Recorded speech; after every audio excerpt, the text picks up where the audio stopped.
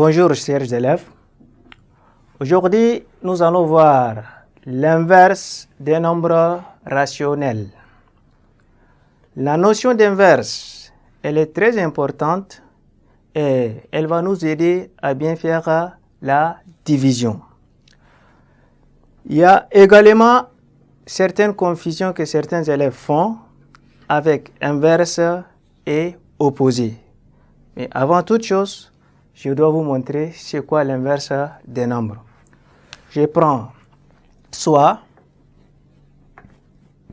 A,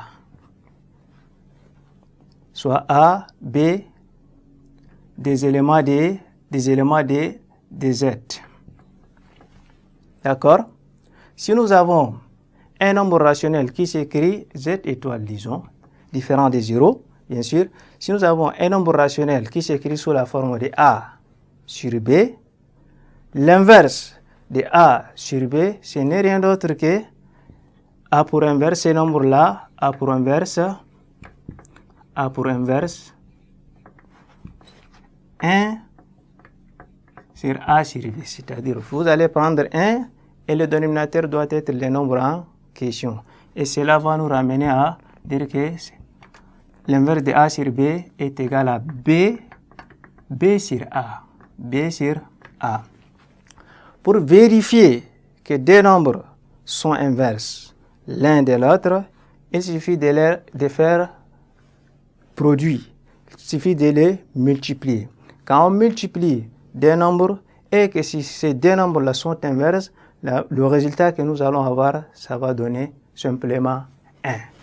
Si je prends A sur B, multiplié par l'inverse de A sur B que nous avons dit B sur A, ça va nous donner quoi? En respectant les propriétés de multiplication, on va avoir A fois B, le tout sur B fois A.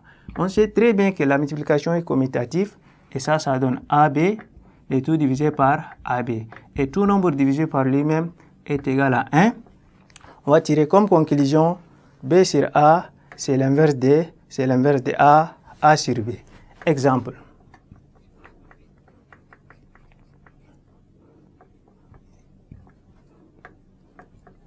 Un demi. Un demi a pour inverse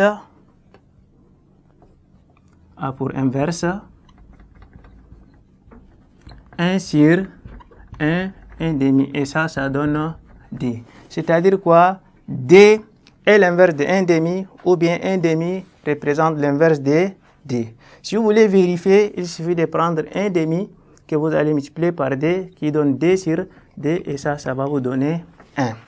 Je peux vous donner un deuxième exemple. Je prends 4 sur 7 qui a pour inverse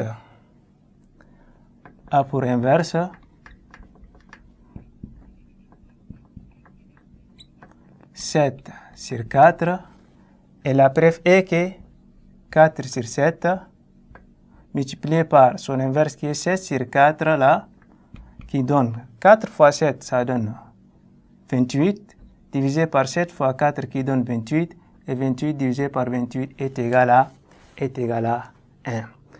Cela suppose que ces deux nombres-là sont inverses. Je vous demande de ne pas confondre inverse et opposé.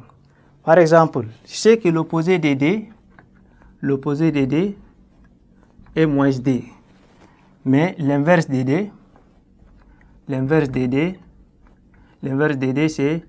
c'est 1 demi. Parce que certains élèves confondent plus le terme opposé et inverse.